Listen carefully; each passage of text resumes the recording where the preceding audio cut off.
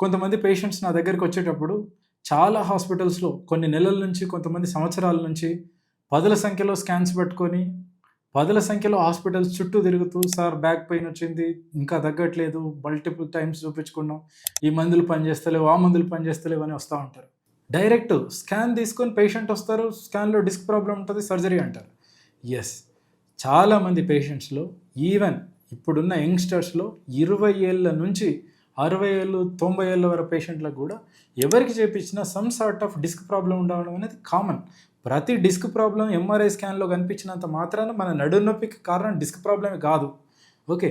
Disc ప్రాబ్లమా కాదా అనేది మనం పరీక్ష చేస్తే తెలుస్తుంది.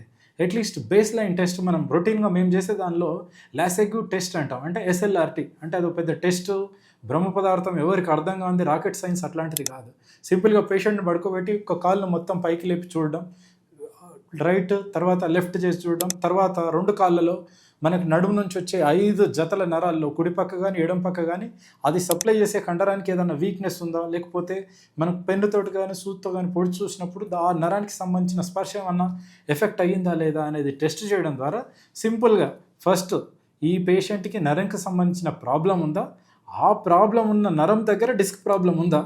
అప్పుడు మాత్రమే దానికి సర్జరీ చేస్తే పేషెంట్‌కి రిలీఫ్ ఉంటుంది.